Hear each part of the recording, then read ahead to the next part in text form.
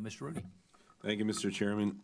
Mr. Secretary, last year, Undersecretary Johansson came before our committee here after Hurricane Irma hit, and we had a good dialogue about the USDA's disaster programs and crop insurance policies, and he at that time, as you know, acknowledged that those policies wouldn't be able to help in a meaningful way our citrus industry after Hurricane Irma, and so that's why, as a result, we provided you with $2.3 billion to help compensate our farmers and growers who suffered hurricane crop losses.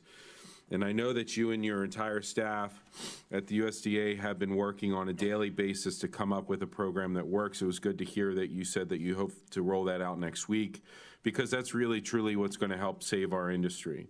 And I know that you share my growers' sense of urgency that you want to get this aid out as soon as possible.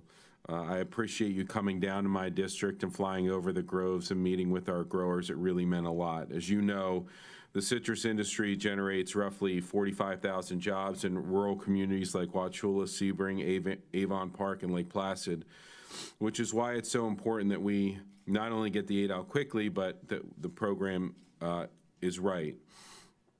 I appreciate your close collaboration with our Agriculture Commissioner, Adam Putnam, whose team is here today, and our state's industry leaders who are also here today.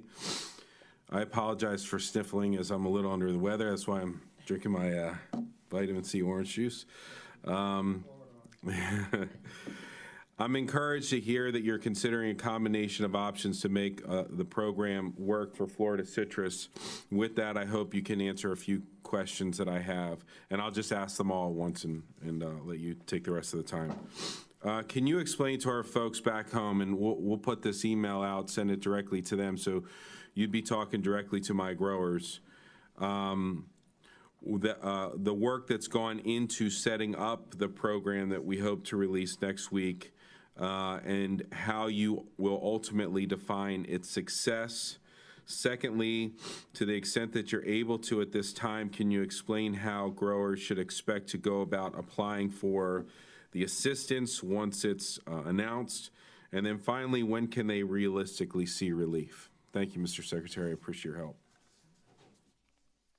Well, thank you, Mr. Rooney. And if I don't answer all these, I try to write them down. Please help me again with the questions. But you are absolutely right. We have been working on this on a daily basis, and I think you're probably aware of many of the conversations with Commissioner Putnam and your governor and your members of Congress about the citrus issue. It's unique in a way, unlike many of the commodities across the country, in that it's fairly concentrated. And that's given us some particular challenges in that some of the size of some of the producers. We want to be responsible stewards of the taxpayer money, but also the industry is at risk.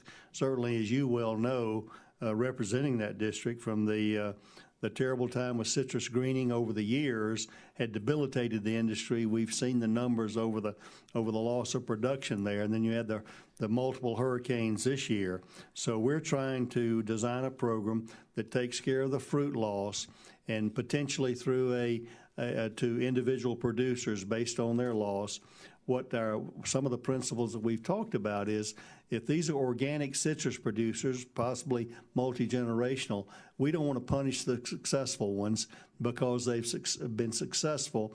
And if 75% of their AGI comes from farm production, we are not going to hold them to the typical FSA type AGI limits or the payment limitations if that hurricane loss, that disaster loss, had resulted from the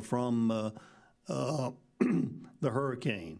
Secondly, to preserve the industry as a whole, we're looking forward to a program that deals with the tree loss, therefore, that the state can administer in a way on a per acre basis, going forward. Thirdly, this would be done in sort of a retroactive insurance program that we would consider either in the years going forward, requiring the producers that took advantage of the disaster program to have the insurance program going forward. As you know, it had been 10 years or so since major hurricanes, I guess 2004 maybe, since the major hurricanes. So many people, because the citrus actuarial was not as good possibly it could have been, many people didn't have the upper limit, the catastrophic coverage possibly, but some didn't have it at all. And we hope to train them to use the crop insurance program, not to depend on supplemental disaster programs going forward. So I'll be happy to answer any other questions.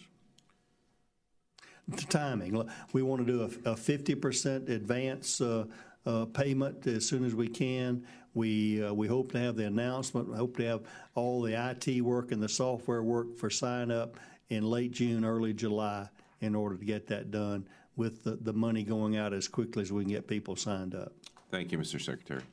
Thank you, Mr. Chairman. Ms. Pingree. Thank you, Mr. Chair.